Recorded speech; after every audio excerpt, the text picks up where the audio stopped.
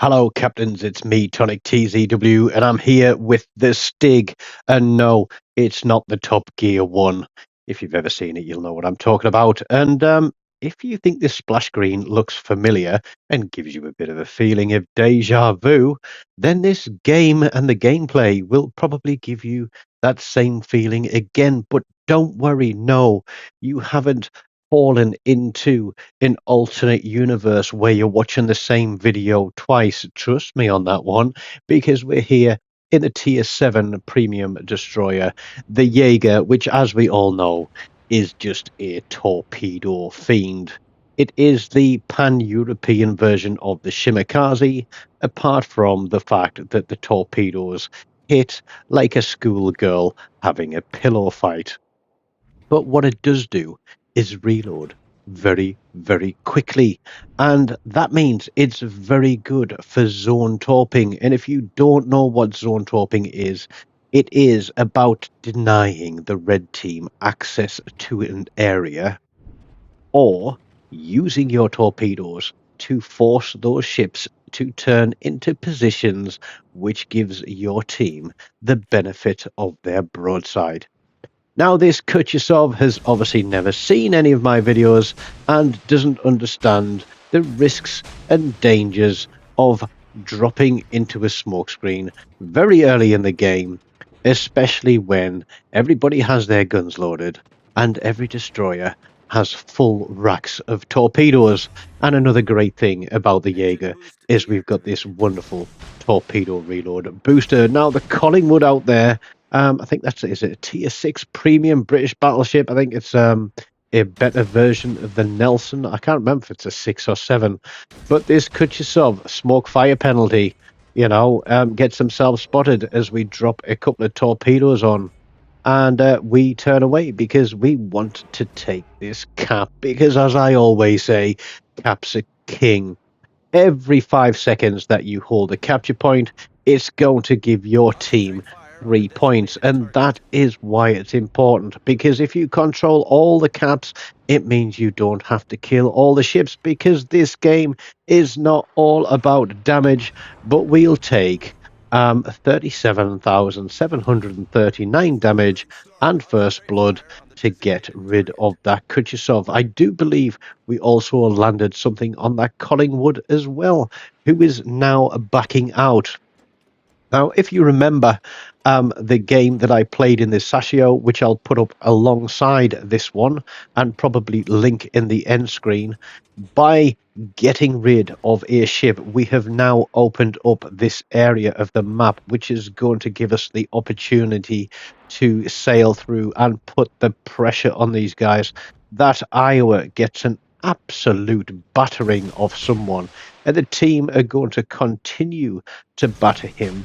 We're going to put our torpedoes out there. There is our Chumfon, who can't torpedo me, but he can shoot me to death, which is why I'm going to move away from him and try and keep him spotted as he disappears behind that island. The majority of the team are coming this way. Red team's destroyer is a split, and I know that I can't go toe-to-toe with him, but the fact that a cap was taken quite quickly leads me to believe that he is over in that direction. Now, I think we did have 2 ships out there. We've still got 2 ships. I can't quite see from my seat on the sofa, but one of them is a Baltimore, and that split is going to make the biggest mistake of his life, at least until the next game that he plays. So we land torpedoes on something there. I didn't see what it was. I think it was the Iowa, and I think we killed it.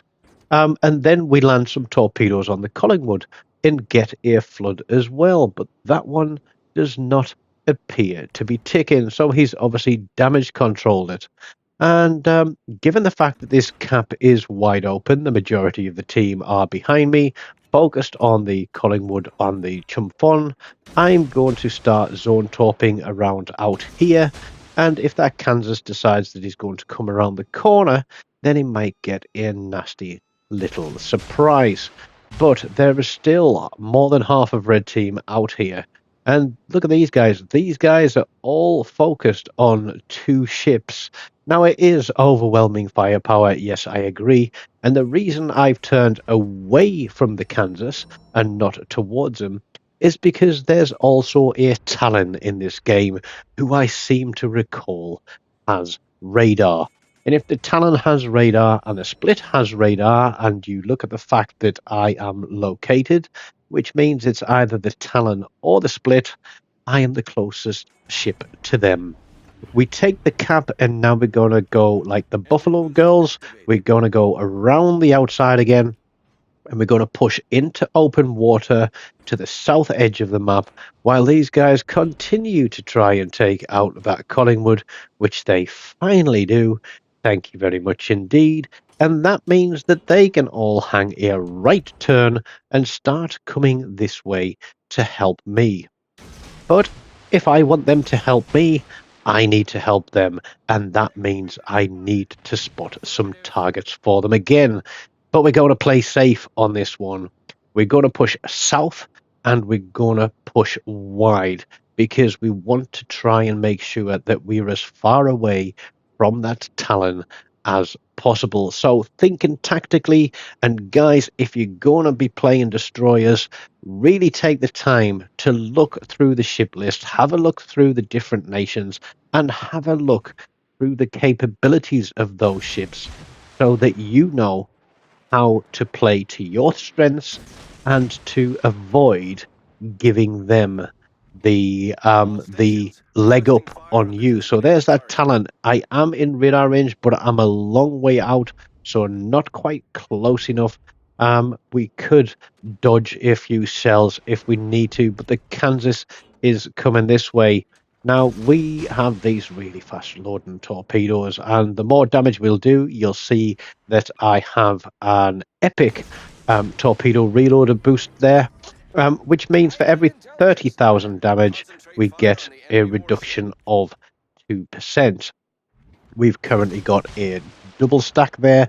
That goes up to a maximum of 5 to give us a 10% torpedo damage reduction. I don't think we're going to get there today, but we're going to certainly bring it down a little bit more. Now, if you look at this Kansas, yep, he's got some big guns, but we're trying to keep him focused on where all these torpedoes are coming from, because he's got them coming from the front, which he can straight line. But then if he wants to turn out again, we're going to push past him and get them going on him from this side.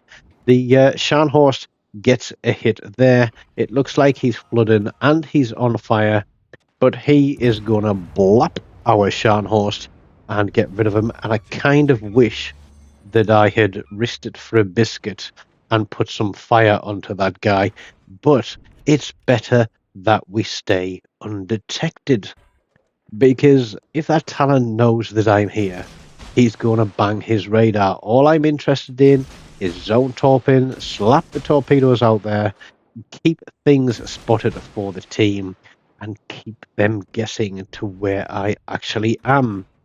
Now you'll see that Red Team's destroyer has disappeared, and that's because, as I said earlier, he made the mistake of his life, at least until his next game. He went chasing a Baltimore who obviously lit him up on radar and deleted him.